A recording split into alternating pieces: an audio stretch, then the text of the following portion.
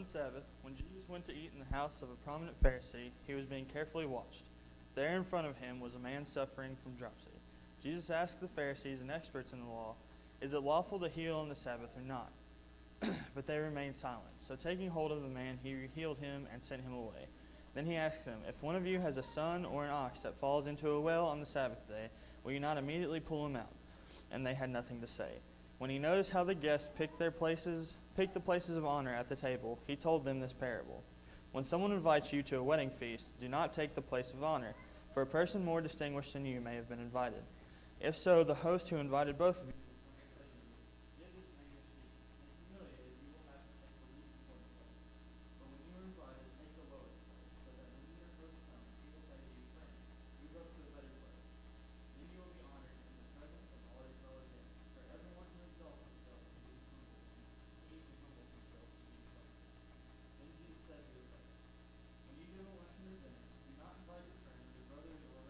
or your rich neighbors. If you do, they may invite you back, and so you will be repaid. But when you give a banquet, invite the poor, the crippled, the lame, the blind, and you will be blessed. Although they cannot repay you, you will be repaid at the resurrection of the righteous. So discipleship. Most importantly, a disciple cares about people, focusing on the caring aspect of discipleship.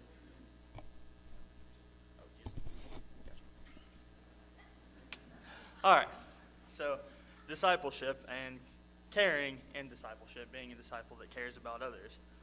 What is caring? What does it look like? I think we get a pretty good look at it in the last two verses here in Luke 14, verses 12 through 14. And I want to read those again just to focus in on some of the things that they mention. It says, "Then Jesus said to his host, 'When you give a luncheon or dinner, do not invite your friends, your brothers or relatives, or your rich neighbors. If you do, they may invite you back, and so you will be repaid.'" And this is the part that I really want to focus in on here. "But when you give a banquet, invite the poor, the crippled, the lame, the blind, and you will be blessed. Although they cannot repay you, you will be repaid at the resurrection of the righteous." So caring. What does it look like to care? Why should we care? What examples of care do we have to follow? These are the questions that come about when understanding why we should care. This idea, this thing of caring. And so when I was getting ready for this, I was kind of thinking, I was like, oftentimes like on especially local news, like you'll see the little feel-good stories at the end that are kind of like somebody does something for somebody or a dog did something cute, something along those lines. But I was looking online and I came across a website called the Good News Network. And at first I thought it was fake. I was like, there's no way this is real. But I looked and like it's just a collection of stories about people doing good things. It was just like people helping out with hurricane relief, people doing different community service things. Like it was a good news. That's what it was. And these were all real stories. And so it was a pretty good source for these things. And it showed the kindness of humans. It showed other humans caring for others. And I think it showed just exactly what it means to care as people. And we care about not only other people, but we care about what others do in their day-to-day life. So just think about it. A disciple does care about people. A simple concept, but something that we aren't always able to grasp, something we can't always execute. And caring, I would say, is certainly an issue of the heart. Where your heart lies, so too will be where your care lies. See, we need not be people of apathy, because what good does that do us or anyone else? We're called to be in community, or as I've learned in school this year, is a Greek word, koinonia. Don't ask me how to spell it, I don't know.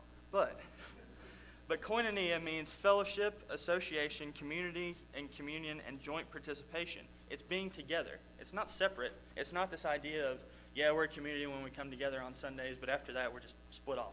Nobody keeps up with each other. Nobody cares. It's not that. But what we've learned all year, what we've talked about in chapel all year, is just understanding the entire Bible through being together, caring about one another, and bettering not only ourselves, but bettering one another, and just building on top of one another instead of tearing each other down, or just not building at all. So I'd say this koinonia and this community definitely comes from caring, and I think you'll find it very difficult to be in that community if you have a lack of care towards others. How can you build a community when you just don't care? And I think calling ourselves disciples without caring would be like saying that you were a football player, but you never actually touched the field. See, caring for others doesn't have to be some grand gesture. It doesn't have to be donations for millions of dollars. But it does have to be putting your heart out there for those that need it most. It has to be putting your heart out there for your brother, your sister, the people that you come across daily. It doesn't have to be people in dire need. That's a great place to help out. That's a great place to care.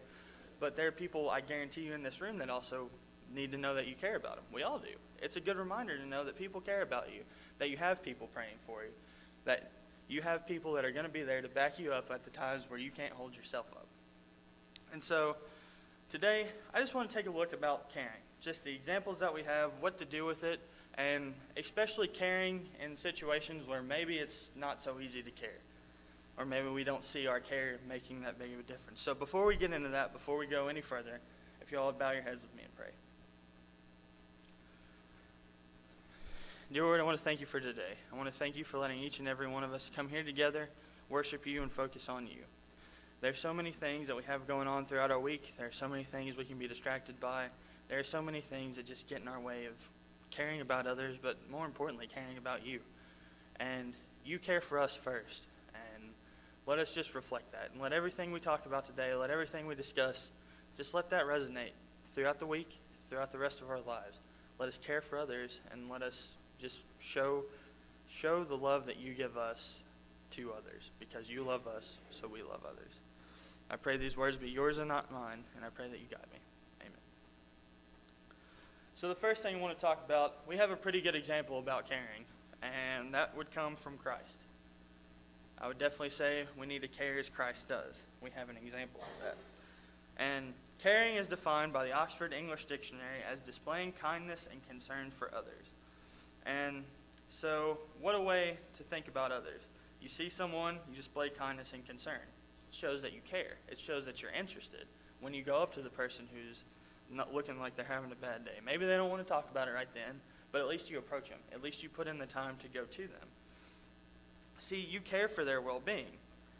And I think that sounds familiar. When we care for one another, it reminds me of how Christ cares for us. It reminds me of how Christ lived his life and cared for others. To understand caring and to understand how and why we should care, I want to give you Jesus as the ultimate example. And this may seem backwards, this may seem like the thing that maybe I should probably finish with, but I think making this the first thing to start out, making this the first thing we discuss, kind of sets it all in tone, because we have an example, and I think we can use that example and go from there. So see, when we look towards Jesus, the rest of the caring part kind of fills in itself. So if you would, turn to Philippians chapter 2, verses 5 through 8.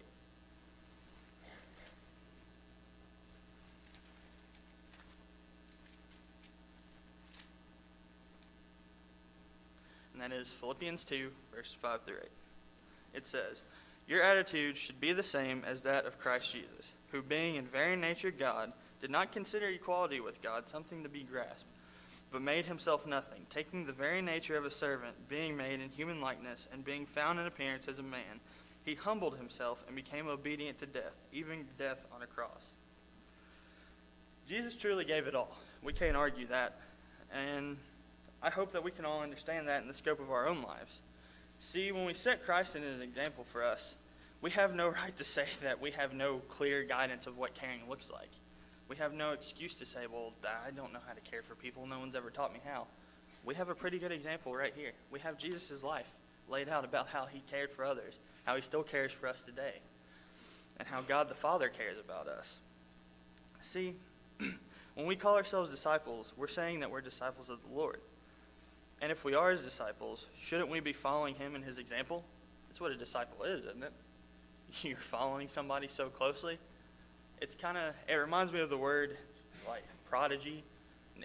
It's a different thing in terms of studying, but I think disciple kind of gives you the same thought.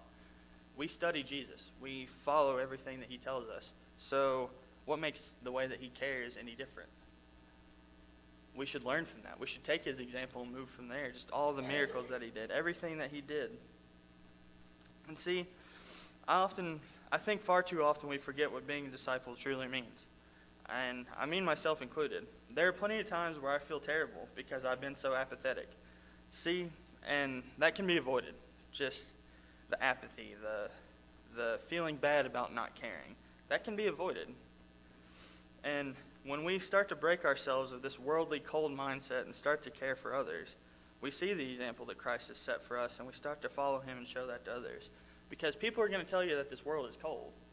People are going to tell you that this world is a place without care, that everybody is looking out for themselves and you should be no different. People are going to say when you're having a bad day, good luck, try again tomorrow. You're going to hear things like that. But we have an example of someone who says it's going to be okay today. You don't have to wait till tomorrow. We have a hope because he cares for us. We know that today is going to be all right no matter what. And why don't we do that for each other? Why do we listen when the world tells us not to care? Why do we be apathetic? Why do we let ourselves just be, it's an injustice. It happens. Oh well. Better luck next time.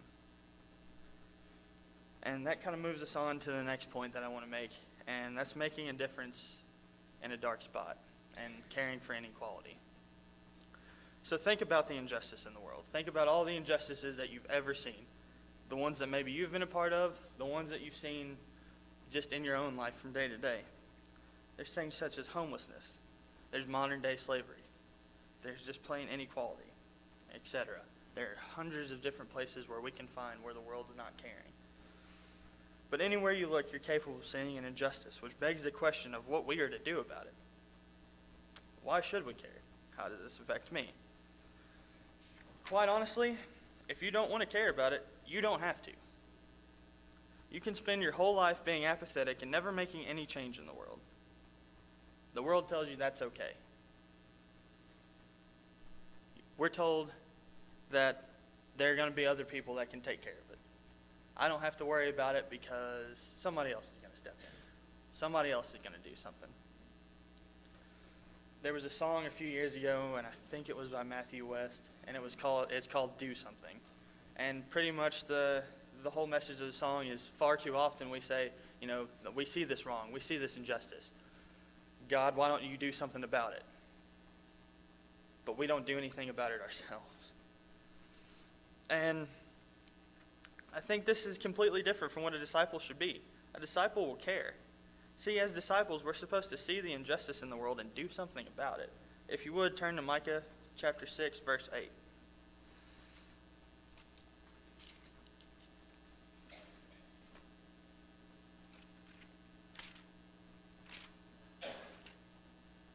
That's Micah 6, verse 8.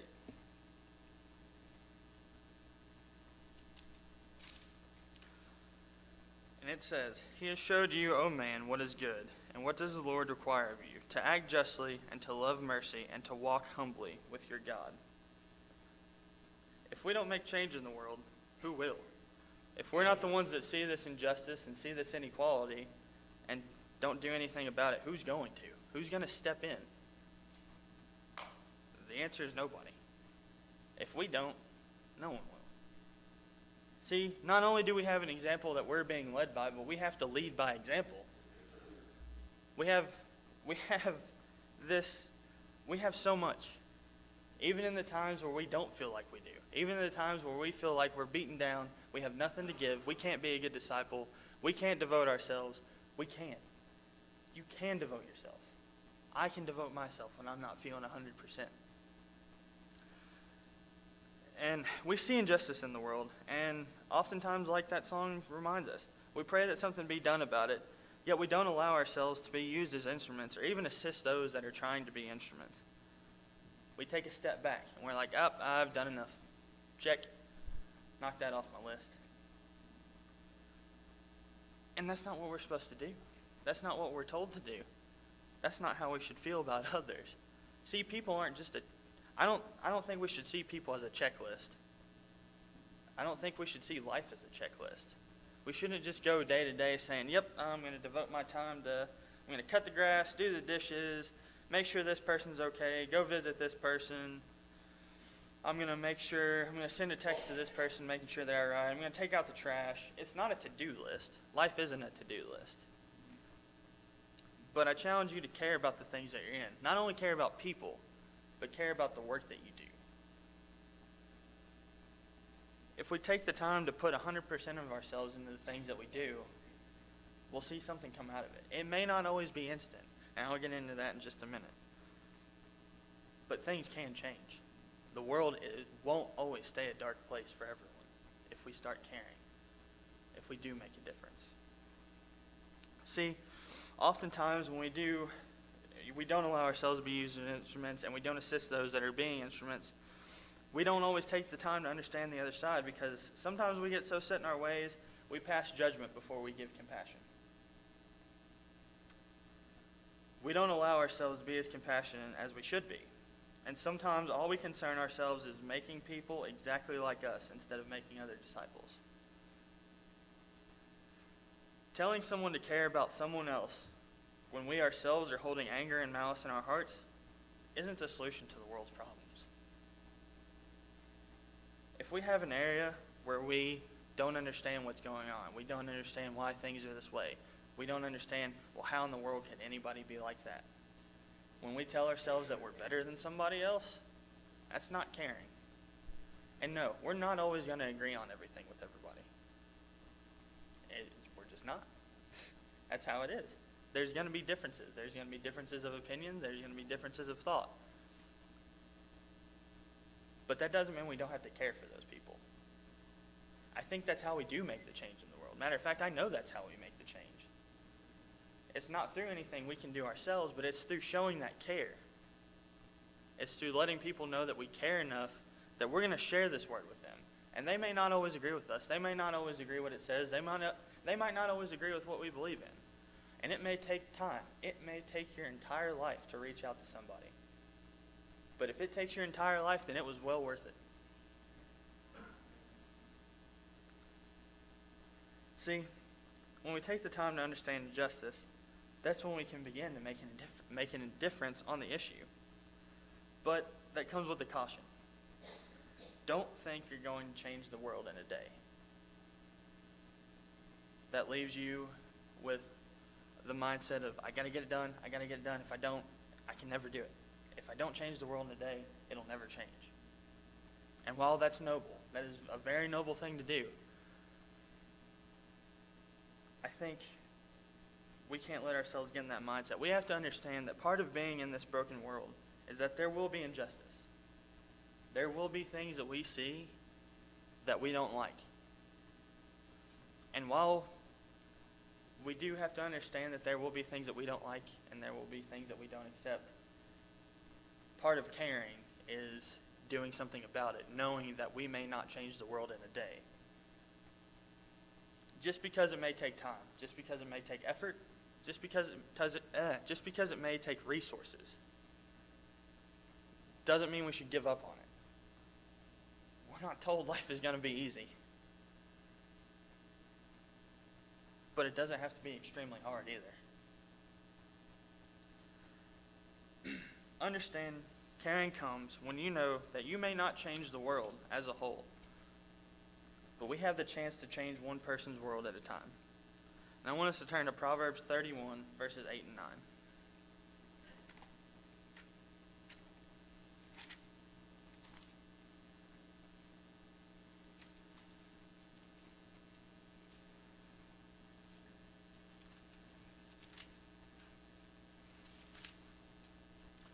Proverbs 31, 8 and 9.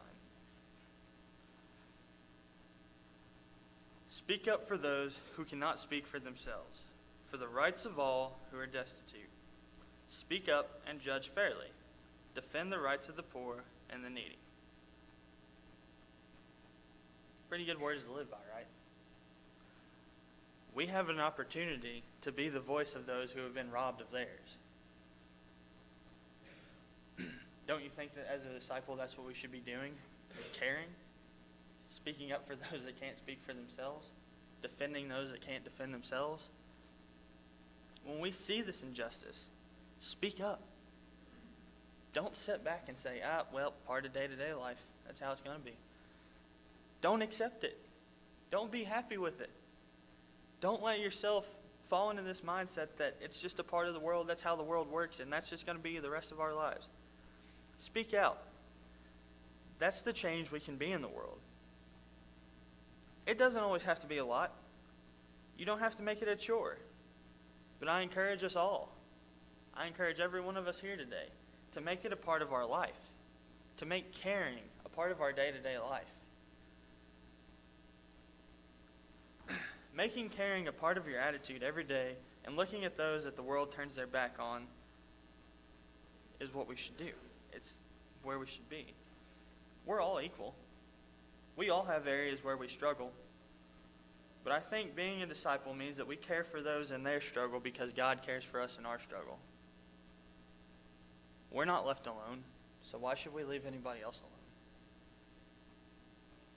We know that God's with us, so what's stopping us from telling someone that's going through that struggle that God's with them too? He will be there for them. And so, just what do we do with this? How do we all make sense of this? And how do we care?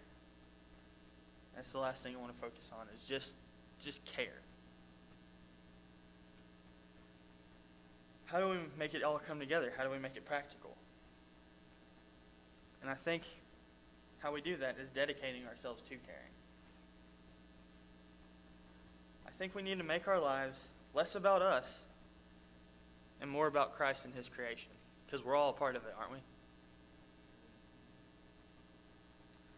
If you would, turn to John chapter 13, verses 34 and 35.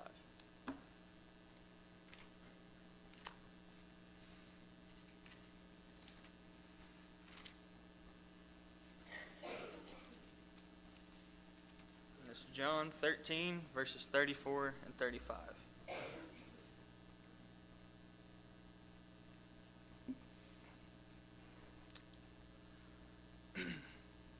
A new command I give you. Love one another as I have loved you. So you must love one another.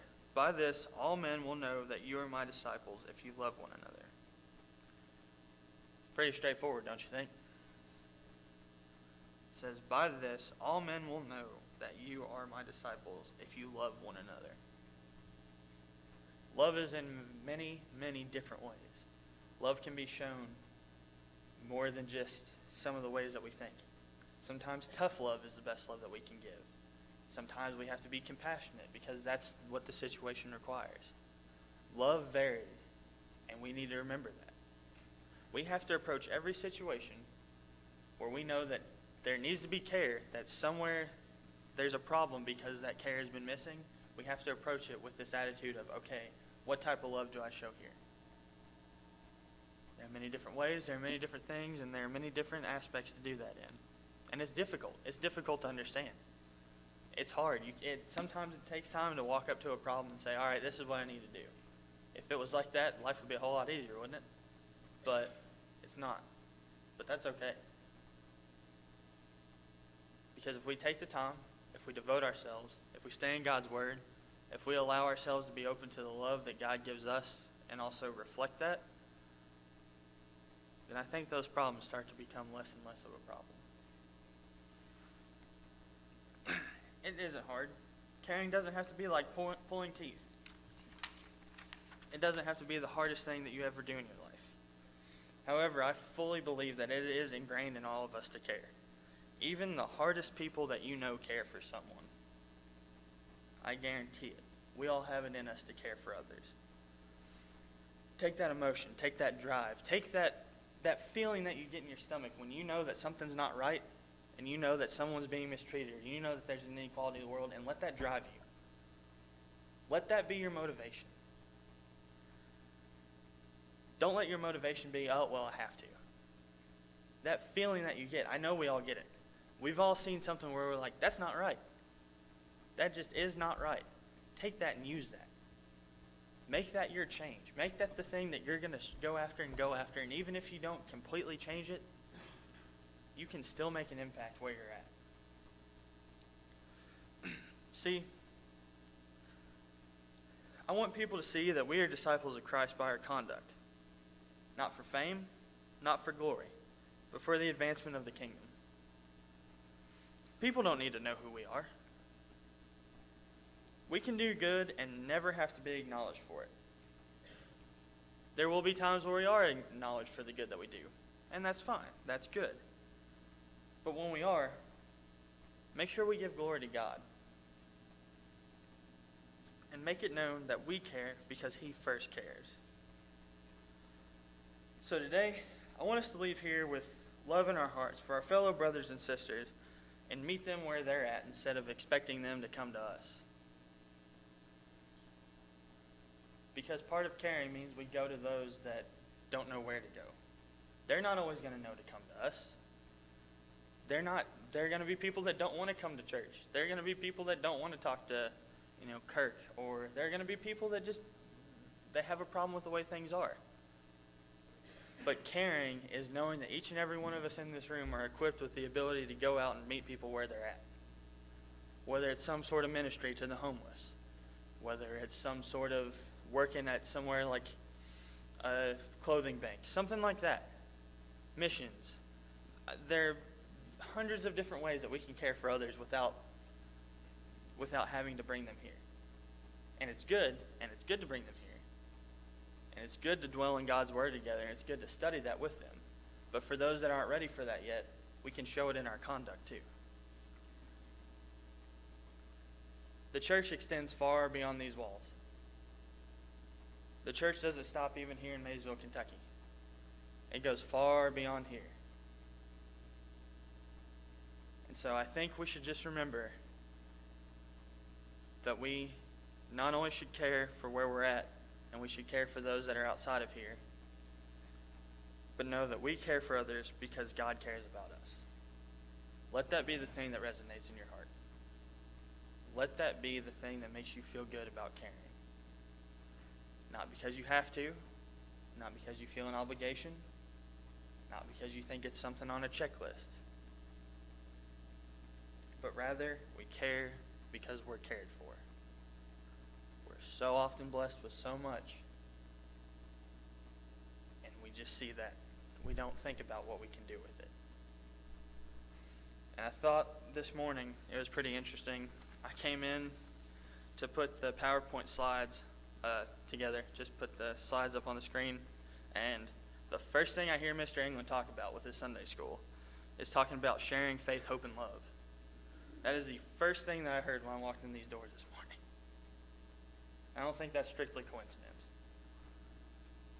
Share that faith, hope, and love, and show that you care. And so as the praise team comes back up, as we get ready to